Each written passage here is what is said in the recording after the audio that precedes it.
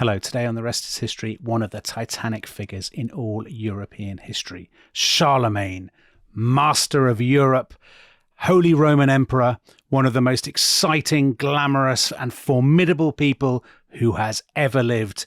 We tell the story of his rise to greatness. The Merovingian dynasty, from which the Franks were accustomed to choose their kings, is thought to have lasted down to King Chilperic III, who was deposed on the order of Stephen II, the Pope of Rome. His hair was cut short, and he was shut up in a monastery. Though this dynasty may seem to have come to an end only with Chilperic III, it had really lost all power years before, and it no longer possessed anything at all of importance beyond the empty title of king. The wealth and the power of the kingdom were held tight in the hands of certain leading officials of the court, who were called the mayors of the palace, and on them supreme authority devolved. All that was left to the king was that, content with his royal title, he should sit on the throne, with his hair long and his beard flowing, and act the part of a ruler. Whenever he needed to travel, he went in a cart which was drawn in rural manner by yoked oxen, with a cowherd to drive them. In this fashion he would go to the palace and to the general assembly of his people, which was held each year to settle the affairs of the kingdom, and in this fashion he would return home again. That's the opening to the life of Charlemagne by Einhard, the Frankish scholar and courtier, and he wrote that just after Charlemagne's death, and he's describing the greatest, the most famous of all Frankish kings, one of the titanic names in all European history. Lots of people, I think, Tom, will have heard the name of Charlemagne, but to be completely honest, I think a lot of people have heard the name and have no real sense of who he was. Was he French? Was he German? Well, obviously he was neither. He was he's the father of both, and yet was neither. Now, Einhard, let's just talk about Einhard for a second, because he writes this very extraordinary biography of Charlemagne. Yeah, pretty unique, really. Yeah, and he was very proud of the fact that he had been so familiar personally with Charlemagne, wasn't he? Yeah, he was also a very short man, Dominic. So like right. Benjamin Lay. He was another. We'll have a short man on The Rest is History. We do, yes. Well, so the thing that's unusual about this is that it's a biography in a kind of Roman style. It echoes Suetonius, the biographer of the Caesars, and that's not a coincidence, because Einhard, as a young boy, had been sent by his parents to a monastery, not to become a monk, but kind of rather like being sent to a boarding school or something like that, at a place called Fulda on the east bank of the Rhine. And this monastery had a complete collection of Suetonius's Lives of the Caesars, and this included a biography of the greatest of all the Roman emperors, Augustus, and Einhard read it. And so when he came to write his biography of Charlemagne, he modelled it on Suetonius's Life of Augustus. And this is very deliberate, because the extraordinary thing about Charlemagne, who is this descendant of barbarian warlords, is that on Christmas Day, AD 800, he had been crowned as a Caesar, as Augustus, in Rome by the Pope himself. And you said how Charlemagne is a titanic figure in the history of Europe, simultaneously a kind of dominant but also shadowy, I think. And this is the key moment in his reign. And again, it's a moment that is simultaneously epical, yet also hard to get a sense of exactly why it matters. The kind of the meaning seems to slip as you try to grasp it. Because even the empire that he ends up, in inverted commas, ruling, the Holy Roman Empire, a lot of people find it very hard to pin down. Neither holy nor Roman nor an empire.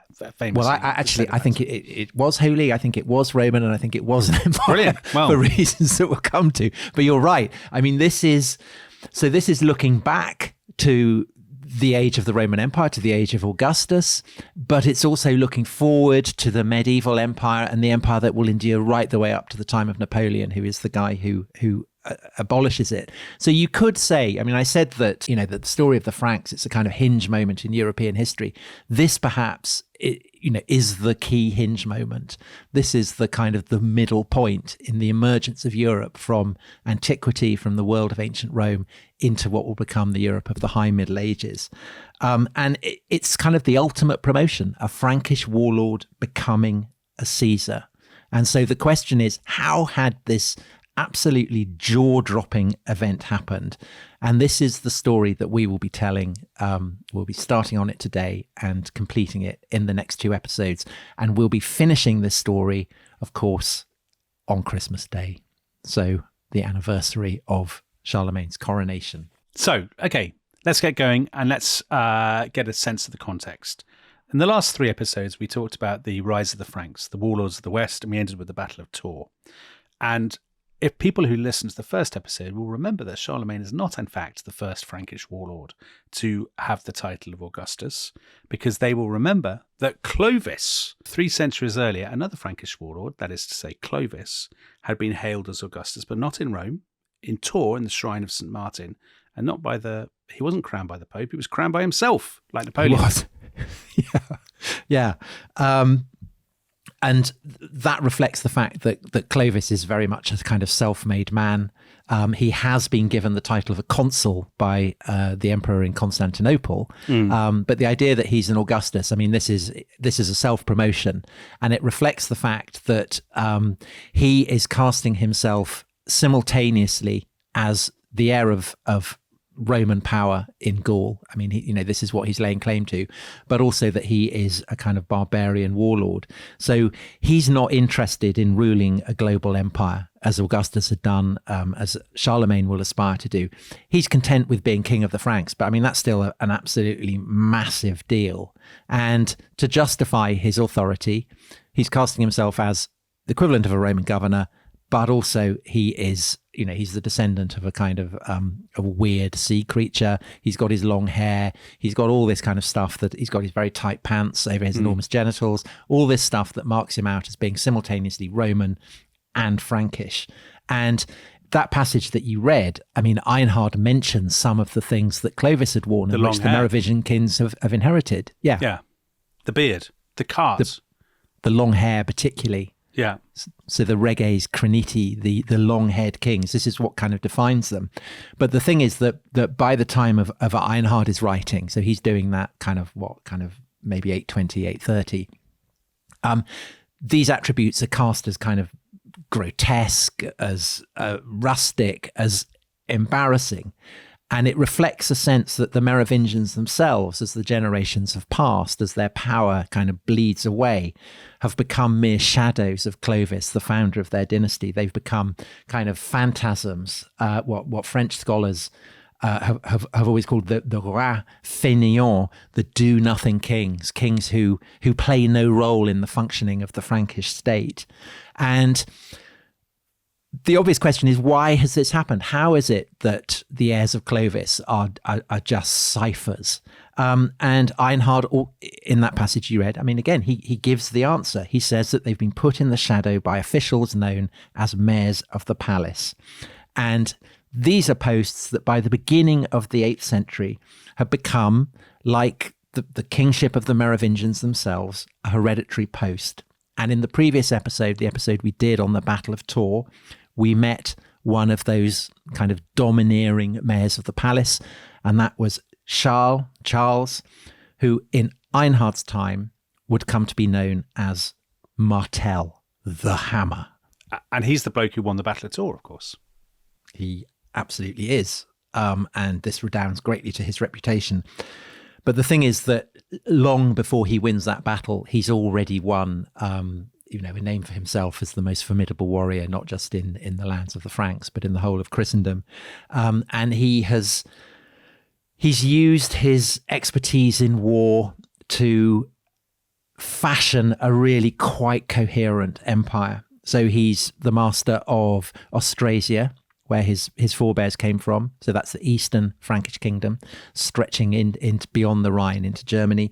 He's the master of Neustria, which is the Frankish kingdom that extends along the line of the Channel.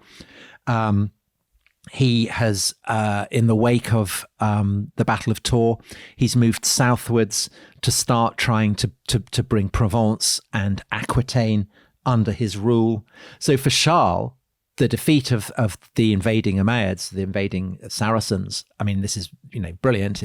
It's excellent for his reputation. But the thing he really cares about is fashioning a proper empire out of all the disparate parts of the kind of the Regnum Francorum, the kingdom of the Franks. And Tours helps him, particularly with subordinating Aquitaine, because Odo, the Duke of Aquitaine, who had been Charles's rival, he had been smashed up by the invading Saracens. Odo had come to Charles to ask for help. Charles had agreed, but Odo had to submit to him. And in 735, actually, Odo retires to a monastery. Now, his son and his grandson will continue the fight, but basically they're on a losing wicket by this point. There's no way that they're going to ultimately be able to hold out against the might that Charles and his heirs can bring to bear on them. And this is also, in the long run, true of Muslims in the south of Gaul. So Charles targets them as well. So he advances southwards. He drives them out from the great fortresses of Arles, of Avignon. He annihilates a massive seaborne expedition of Umayyad forces outside Narbonne. There's descriptions of the Muslim fugitives trying desperately to swim back to their ships, being pursued by the victorious Franks, being speared in the shallows and the lagoons like tuna. Golly. So that, fabulous stuff if you're a Frank. And by 741, which is when Charles Martel finally dies, his armies, so the Franks under his leadership, pretty much have the range of lands stretching from the Pyrenees all the way to the Danube. So a vast, vast expanse of territory. So the people of the Frankish lords of southern Gaul and the Umayyads, these are people who've been comprehensively hammered by Charles Martel, but they're not alone.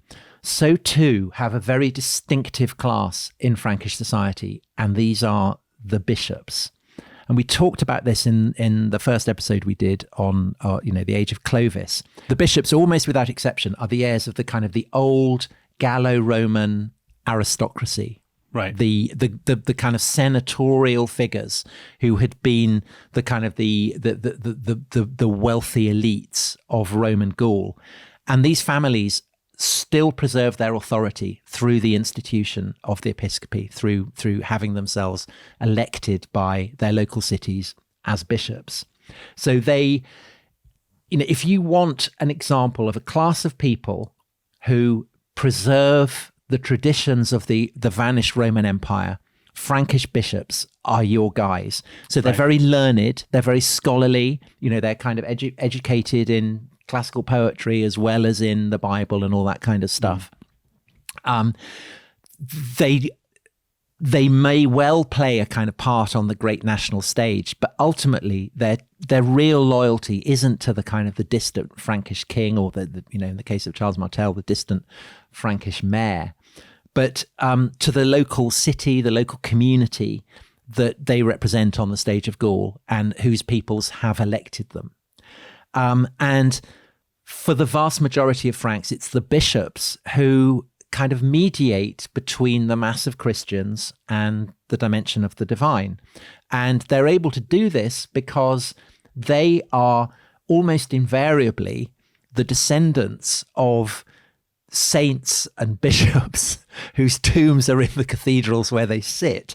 So it's a kind of family project. Right. And the effect of this is that all across Gaul, wherever you go, there are these tombs of martyrs, of holy men, of bishops. I mean, St. Martin is the most famous of these, but he's by no means the only one. And it enables the Franks, when they look at their bishops, to feel not just that they have living links with the vanished realm of Rome. I mean, they don't really care about this by this point, but they can look at their bishops and feel these are venerable representatives of a very, very kind of ancient Christianity. And it enables them to feel that Gaul is like a kind of holy land, a Christian holy land. They don't really need, for instance, the sanction of the papacy or whatever. They've got St. Martin. They've got all that stuff. Yeah. Yeah, they're spiritually self-sufficient. And this has been the case ever since the first emergence of the Frankish monarchy. But the thing about Charles Martel, he doesn't like this at all. He's not putting up. He won't tolerate an alternative power base, presumably. Yeah, basically. He doesn't like these bishops.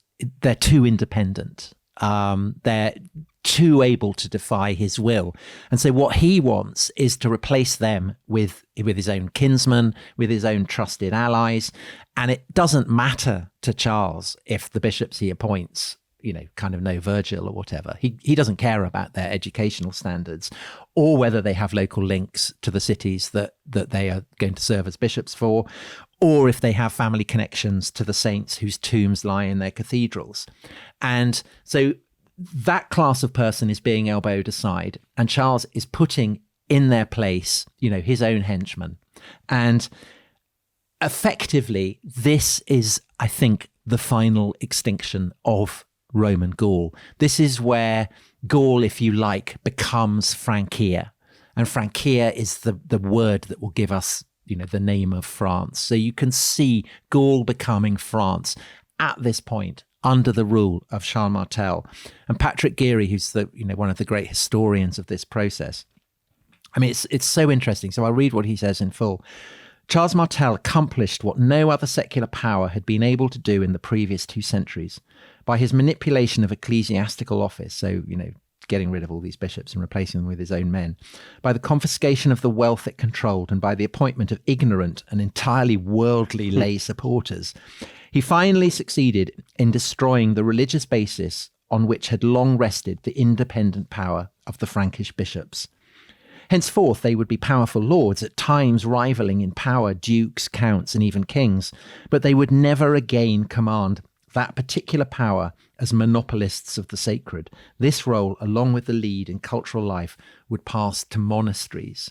And so this is surely a key moment in the transition from late antiquity to early medieval, right? That they're a vestige of kind of Roman cultural, spiritual life has been smashed, and more power has been concentrated in the hands of the warlords who are now making themselves kings. Is that right? Yeah, I think absolutely. And what compounds the impact of this process is that in the south of Gaul, where Roman civilization had been much more deeply planted, it had been there for much longer, urban civilization had kind of survived to a degree that it hadn't in northern Gaul. The cities there have, over the previous decades, have been absolutely smashed to pieces, first by the Arab invaders and then by Charles Martel's invasion south and his attempt to reclaim these cities. So it's not just that the old Roman bishops have been swept aside. It's also that the independence of the cities that had maintained them has also been massively shattered. So these cities now are, people who've been to the south of France, if you think of Nîmes or Arles or whatever, there are still incredibly impressive Roman remains there. But this is the point where they are really starting to crumble away as well, as Roman cities kind of in the north had already done. They start to be cannibalized. They crumble away. They're shattered by wars. And as you say, I think this is really the kind of the end point of late antiquity in Gaul. This is where the kind of, if you want to say, the Middle Ages begin. I mean, this is the kind of the start point. And obviously, the bishops, the kind of the Roman old school, the Ancien Regime, they hate this. I mean, they're so resentful. And there's a perfect example of this in the form of the erstwhile bishop of Orleans, who's a man called Eucharius. And that's a Roman name. And that's really telling, because by this point in the 8th century, most Roman names are fading away. They're being replaced by Frankish names. Yeah. People are all called Theodowulf or something. Yeah, exactly. Childebert or whatever. Yeah. Among this kind of class of, descended from senators and so on, they do preserve their Roman names. So you can tell from Eucharius that he's a kind of very grand figure, with lineage going back to the Roman past. Anyway, Charles turns up in Orleans after the Battle of Tours, full of, very chipper, very full of himself. He's beaten the enemy off. And Eucharius is kind of grumpy and grouchy and snobbish towards him. So Charles Martel just says, piss off. Don't want you anymore. Replaces him with one of his own henchmen. And Eucharius is furious about this. And in due course, when Charles Martel dies, he reports a vision that he's been shown in a dream by an angel. And this angel leads Eucharius down into hell. And there he shows him Charles Martel, condemned in body and soul to eternal punishment. And Eucharius wakes up. He's absolutely thrilled by this vision, tells everyone, absolutely great news. Charles Martel is in hell.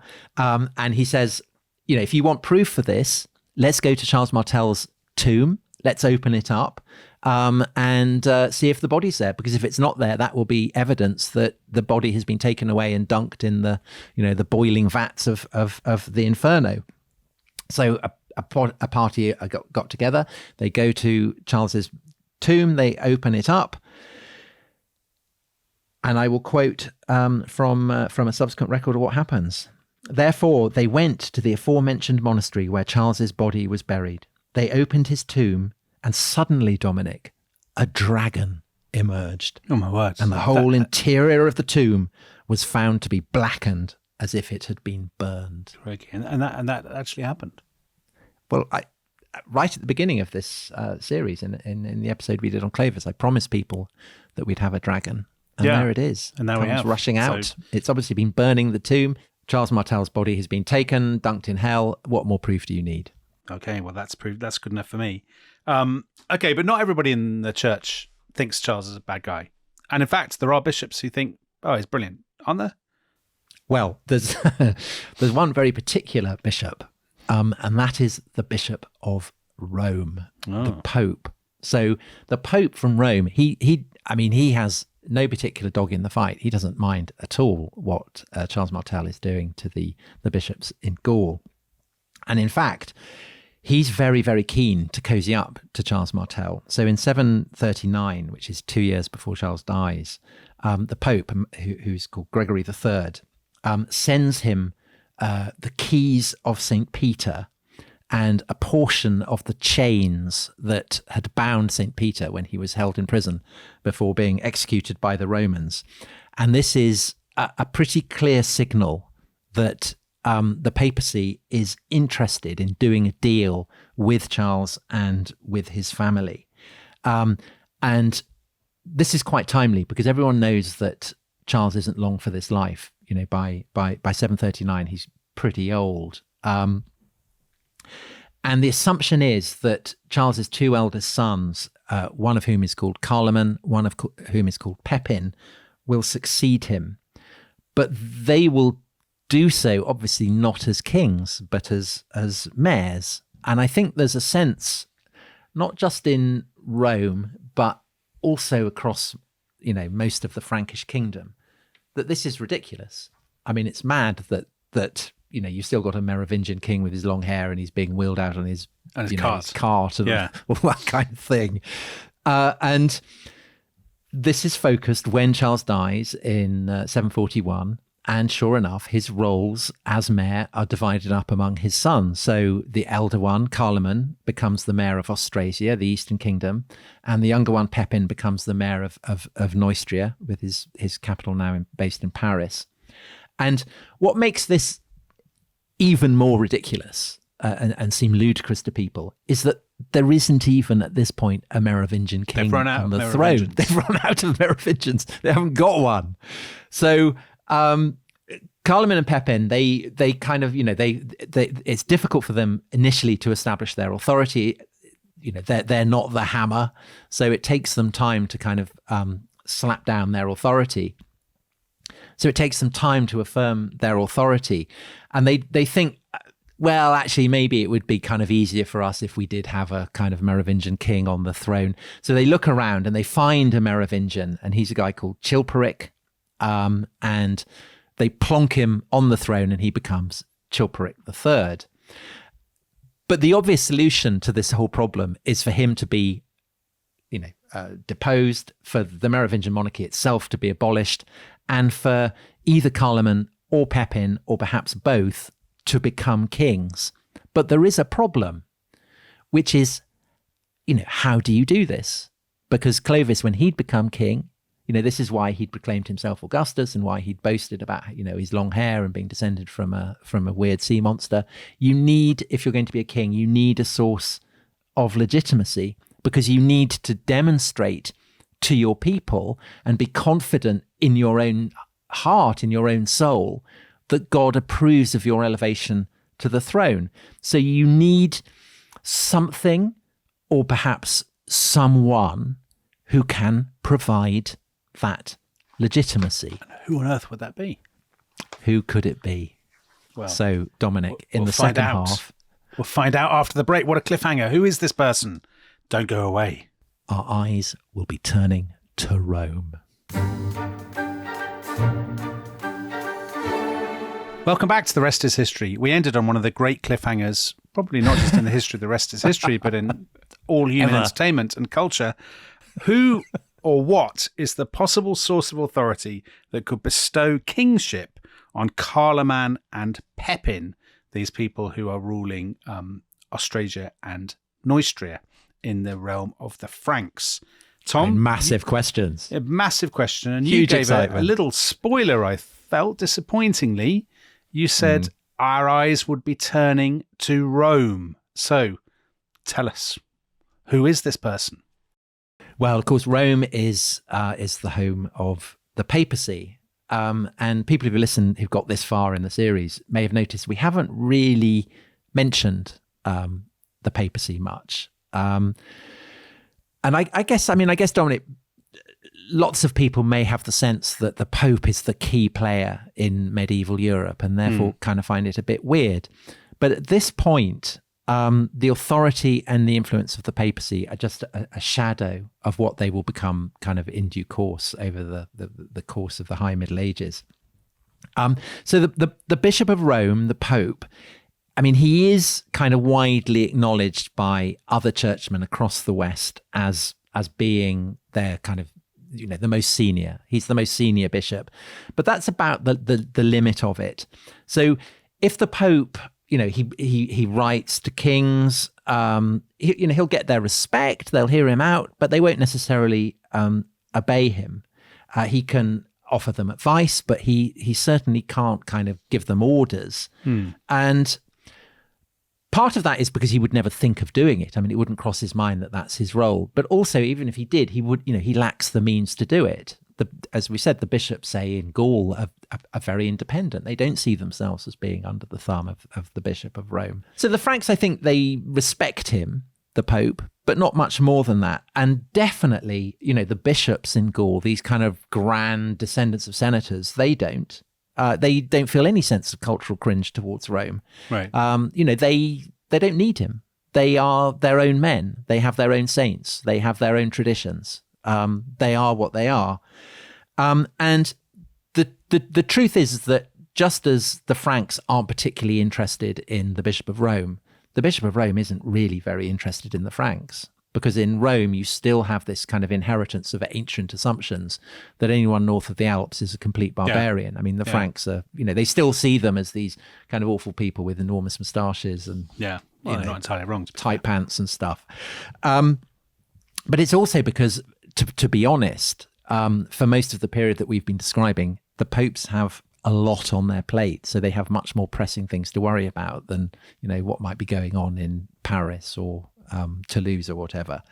And the reason for that is that they are still a part of the Roman Empire that is centered in Constantinople. So the Roman Empire in the West has fallen, but there is still an Eastern Roman Empire, the Byzantine Empire, as it's often called. And back in the 6th century, so that's around the time that Fredegund and Brunhild are being born, the great emperor Justinian, not really a friend of the show, is he? But his wife, Theodora, is definitely... Is he? Okay. Yeah, I think Theodora, definitely a friend of the show. Erstwhile star of Love Island, winner of Love Island, in fact. Anyway, Justinian had sent a great invasion force to reconquer Italy, to reconquer Rome. And that had up to a degree been successful. Rome had been incorporated back into the Byzantine Empire. And this had been quite humiliating for the Romans because they had been the original imperial capital, and the Byzantines acknowledged Rome as the older city, but they also said that compared to Constantinople, it counts as the lesser city. And so the people of Rome, who were once the rulers of this great empire, are now themselves kind of subjects. And the inferiority of Rome to Constantinople is institutionalized in the wake of its reconquest by Justinian's armies. So you have a Byzantine governor installed not in Rome, but in Ravenna to rule Byzantine Italy. But Ravenna, to be fair, had been imperial capital for a while. It had. But I mean, it's embarrassing. Rome is not just a provincial capital. It's not even a capital at all. The emperor kind of lavishes Byzantine titles on the Roman aristocracy. Byzantine fashions become all the rage. People speak Greek. There are Greek churches set up in Rome. And Rome becomes essentially a kind of ersatz version of Constantinople. Right. And for the Bishop of Rome, again, there are kind of constant reminders of his inferior status. So every time he celebrates a mass, he prays for his absent master, the emperor in Constantinople. Every time he writes a letter, he's dating it by the regnal year, again, of the emperor in Constantinople. And meanwhile, as he sits there in Rome, whether he's kind of wandering through the Forum or going for a walk on the Campus Martius, all around him, you get in this very kind of memorable phrase from by Peter Browne, the great historian of late antiquity. He hears all around him the crash of falling masonry. So ancient Rome is literally falling to pieces around the Pope. But the Pope is not. Yeah, the Pope is not entirely devoid of assets, is he? He's got his spiritual assets. He's still a prestigious person. He's still the preeminent head of any church in the Christian world, right? He's got a palace that was given to the papacy by Constantine, and he's the heir of St. Peter. So he's not nothing. He's not nobody. Yeah, you're absolutely right. And I think of all those kind of, those attributes, being the heir of St. Peter perhaps is the most significant, because St. Peter, the apostle whom Christ himself had named as his rock, he has the keys of heaven. So, he has the power supposedly to bind and loose souls everywhere. And the Pope claims to have inherited these powers. So there's a certain level of potency there. And what also kind of raises the self-confidence of the papacy, the willingness of the papacy to see itself not merely as a servant of the emperor in Constantinople, but perhaps his peer, maybe even his rival, is the fact that Constantinople, like Gaul, has been coming under increasing attack from Umayyad forces. And in fact, in 717, so even as Umayyad forces are spilling across Spain in the west, in the east, a great invasion force is advancing on Constantinople and investing it. And this is one of the models for Tolkien's portrayal of the siege of Minas Tirith in The Lord of the Rings. There's a 2-year siege. By the end of it, in 718, the siege is finally broken, but it's been an unbelievably close-run thing. The Byzantines have had a terrible fright. And so too in Rome has the Pope, because the emperor in Constantinople is supposed to be the Pope's kind of sword and shield. But of course, when the imperial capital itself is under threat, the emperor and his advisors and his military heads, they're not going to give a toss about Rome. It's a kind of obscure, kind of unimportant frontier town. And the Pope is kind of painfully aware of this. And when in the wake of the siege of Constantinople and the survival of the Byzantine Empire, the emperors in Constantinople try and reassert their authority in Italy, their focus isn't the north, it's the south, because they're being menaced by Umayyad forces who are moving up against Sicily and against southern Italy. So that's where Byzantine forces are concentrated. And in fact, they're stripped from the northern reaches of Italy. And that then leaves the north of Italy open and exposed. And in 751, absolute disaster for the papacy, because Italy is invaded by a people called the Lombards. And this is kind of almost like a flashback to the 5th century, the age of the barbarian invasions, because the Lombards they're a Germanic people. They're kind of ferocious warriors. And for pretty much 2 centuries, they've been parked at the northern limits of Italy, waiting for their opportunity. And the fact that Byzantine troops have been stripped from the north of Italy to go and fight in the south gives them that opportunity. And they come sweeping down on the north, and Ravenna falls to them. And when the news is brought to the Pope in Rome, he's thinking, oh, goodness, we might be next.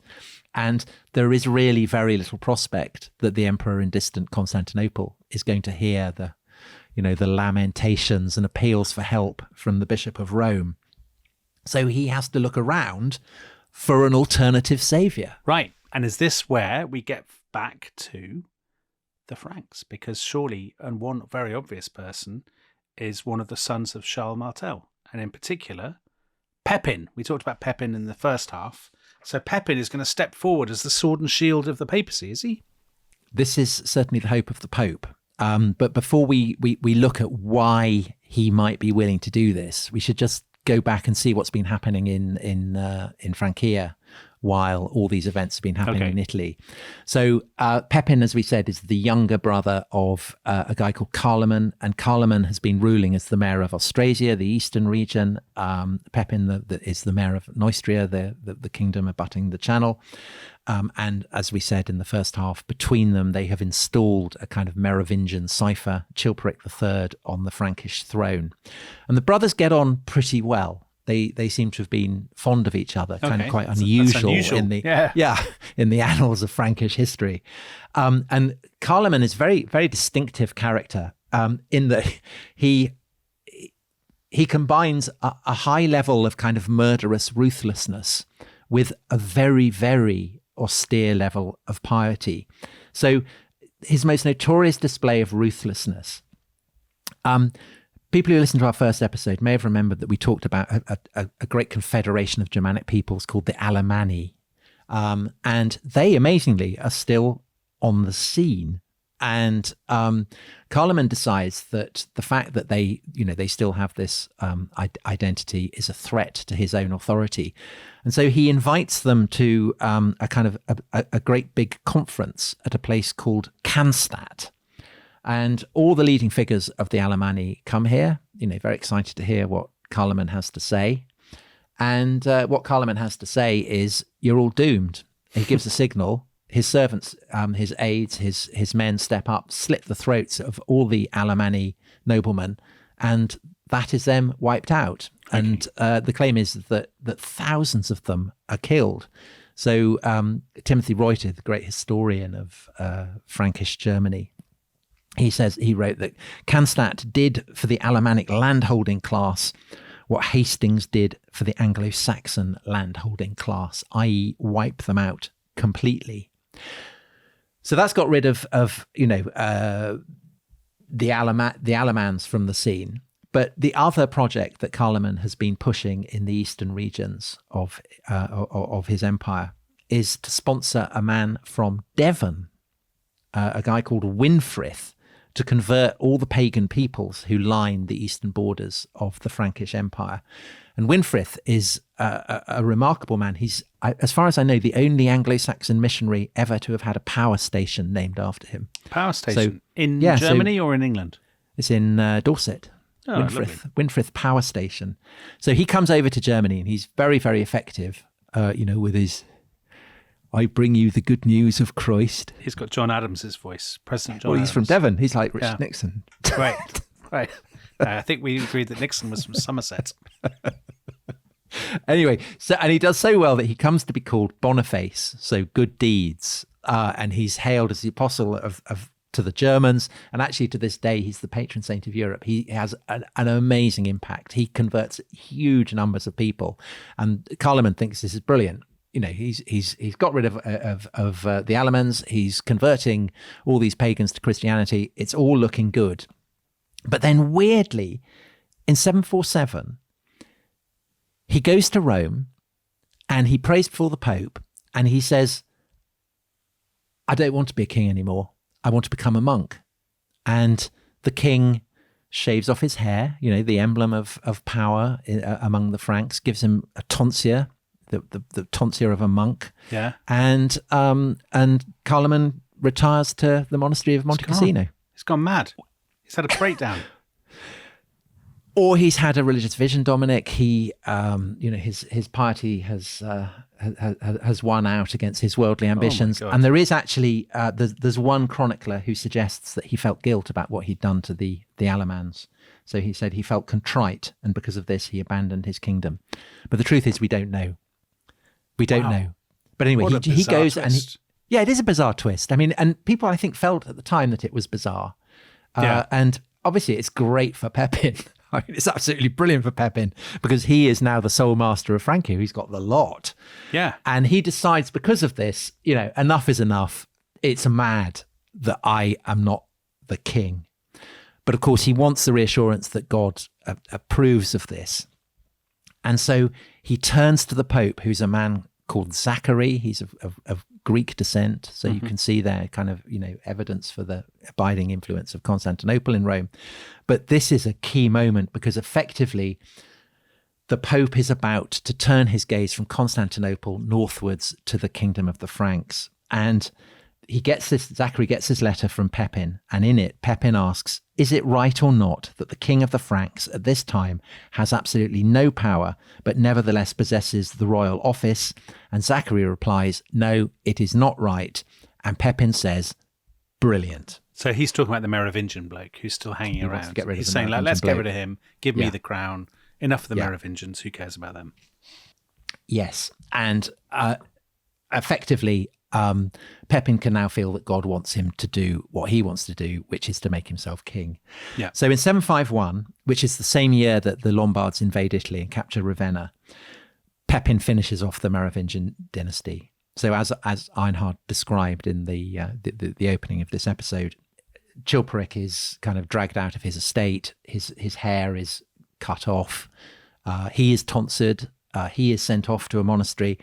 And that's the end of him. That's the end of the Merovingians. The line of Clovis is extinct, unless, of course, you're Dan Brown, in which case it's not. You think it's continued into the present day. But I think that's probably, it hasn't happened. So Pepin now faces the challenge of kind of setting himself aside as someone of royal status, someone who is kind of elevated above the common run, that the Merovingians had never faced, because the Merovingians could claim that they were descended from this kind of weird sea monster. They had their long hair, they had all this kind of stuff. Pepin doesn't have any of this. So what he does is he turns to the Bible, and in the Bible he reads of people who had not been of royal stock being elevated to the throne. Like David. Saul and David being the classic examples. And the mark of their becoming kings is that they are anointed with holy oil. And so this is what Pepin has done to himself. He goes to Soissons in Neustria, northeast of Francia, and there the holy oil is put on his brow by a bishop, and he feels it kind of impregnating his skin, and he has been elevated to a kind of sacramental level. And then 3 years later, he goes one better, and he gets the Pope himself to come to Francia to repeat this ceremony. And by this point, Zachary is dead, but there is a new Pope called Stephen II, and he is more than ready to do as Pepin wants, basically to answer the Frankish king's bidding. And the reason for this is that the Lombards are still very much on the scene. Right. So in the autumn of 754, he sets off from Rome northwards towards the Alps, and he is the first pope ever to travel to Gaul, to travel beyond the Alps. And there's a very dramatic account of his journey. I mean, it really does read like something out of Lord of the Rings, some kind of fantasy novel. There's descriptions of him climbing the Alps amid gusts of snow, and he's following a kind of ancient Roman road that's been left all cracked and overgrown by centuries of disrepair. And he travels through a great wilderness of kind of thickening mists and ice And finally, he reaches the summit of the pass, and this is the gateway of the kingdom of the Franks. But below him, so below the road, there is this great frozen lake, and beside it, there's the ruins of a long abandoned pagan temple. And, for Stephen II coming from Rome, this is, he thinks, what am I doing? This is a terrible mistake. But then he continues down the road into the land of the Franks, and he very soon reaches an abbey that had been sacred to an entire legion of Christians who had been martyred by the Romans back in the days of the Roman Empire.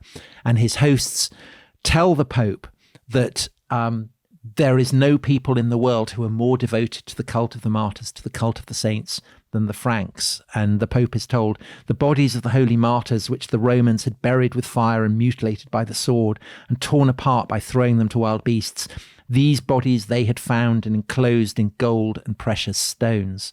So it's actually pretty passive aggressive, because what they're doing is saying, we don't really need you. We've got our own saints. We are kind of holier than the Romans, and you're the bishop of the Romans. So what's the Pope just remember, make of this? What does the Pope make of this? I don't think the Pope really notices what he's being told, because I think he's so relieved that he's managed to get across the Alps. He hasn't fallen into a ravine. He hasn't been attacked by the phantoms of pagan gods. That he's just glad to be among civilized Christian people. And so he continues on his way. It takes him 6 weeks. He gets to Paris, and there he meets Pepin. And he sees Pepin, and he immediately kind of bursts into ostentatious floods of tears. And he begs Pepin to come to the protection of St. Peter.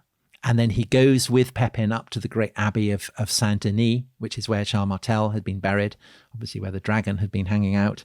And there in Saint Denis, he anoints him a second time. And just for good measure, he salutes not just Pepin as the anointed king of God, but the Franks themselves as the new Israelites. He hails them as a chosen generation, a royal priesthood, a holy nation, a peculiar people. So essentially, the Pope is now lending his prestige to the self-conceit of the Franks, that they are, they are something special. And so do the Franks live up to their side of the bargain? Because obviously he's looking to them to protect him against the Lombards, isn't he?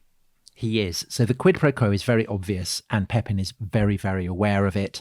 And he absolutely lives up to his side of the bargain. So 755, 1 year after he's been anointed by the Pope, he crosses the Alps, he invades Lombardy, he smashes the Lombard king, gets the Lombard king to submit.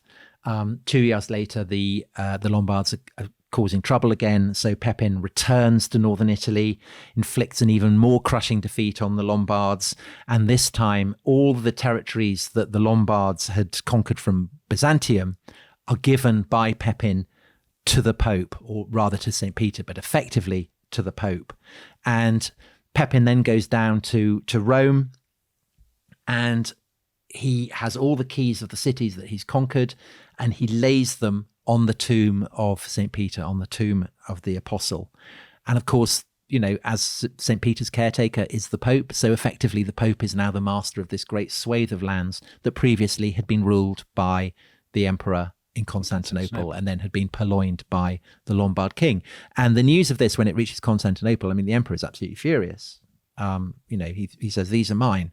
But the Pope, he doesn't care. He's shifted his loyalty. He's no longer Team Constantinople. He's now very much Team Frank. And the reason for that is that Pepin and the Franks have, plucked him and the papacy from the absolute jaws of disaster.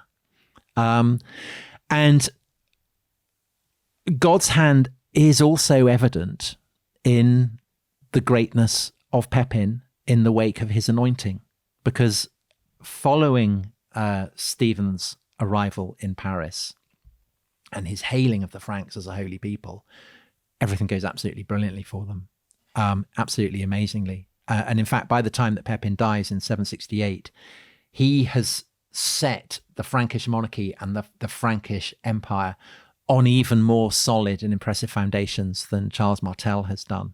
So the taming of the Lombards is only one of Pepin's triumphs. He also effectively clears the Arabs from the south of Francia, kind of expels them beyond the Pyrenees. Aquitaine is also absolutely and definitively reduced to obedience. So I said that Odo, the great Duke of Aquitaine, who'd fought with Charles Martel at Tours, he's retired to a monastery, but his son and his grandson had tried to continue the struggle, Pepin not having any of it. The last Duke of Aquitaine, Odo's grandson, gets murdered by his own followers because they think he's such a loser. And after that, there's no more talk of an independent Aquitaine. The whole while, Pepin has continued Charles Martel's devotion to military discipline. He's recruited more heavy cavalry. He's dragooned his infantry so that they're an absolute peak of discipline and fitness and expertise.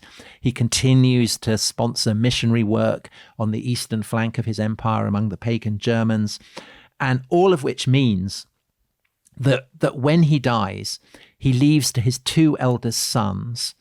The elder one is called Charles. The younger one, confusingly, is called Carloman. Absolute waves of Carlomans in this episode.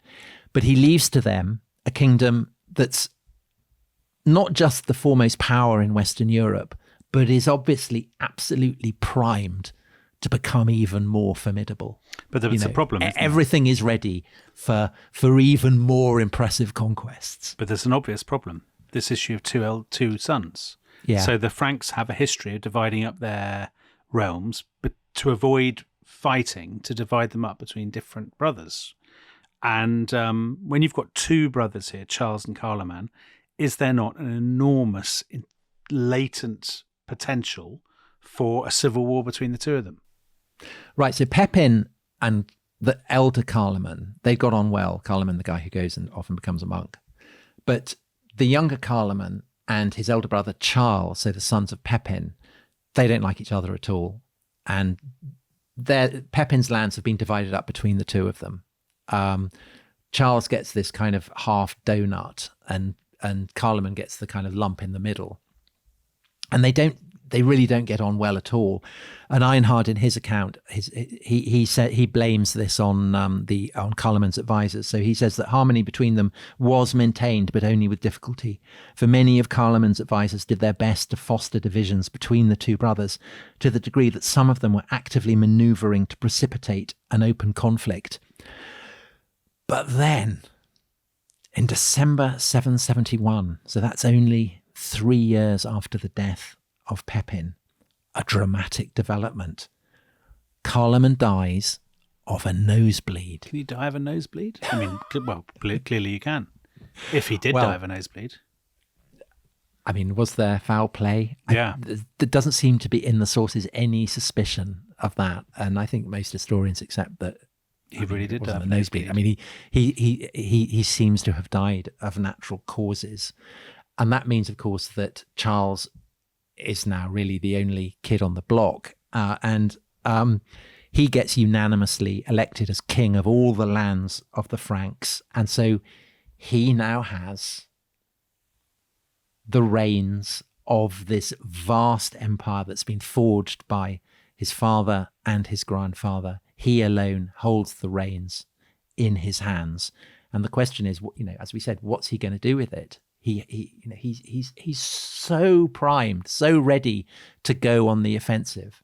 And the question is, how far will he go? And I guess that there's a clue to the answer to that question in the name by which this new young king of the Franks, Charles, is best known today.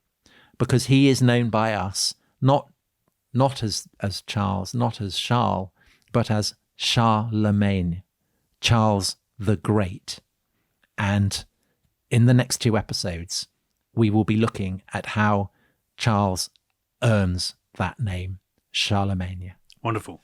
So if you're a member of the Rest is History Club, you can hear the next episode, and indeed the 3rd episode, in our Charlemagne trilogy right away. If you're not, you can hear them by signing up at therestishistory.com. What better Christmas present to yourself could there be? But if you're Scrooge or the Grinch, then I'm afraid you're going to have to wait till next week. We'll be back on Monday and then on Christmas Day with the final 2 episodes of our mighty series on the life of Charlemagne. Tom, a veritable tour de force. Thank you very much, and goodbye. Bye-bye.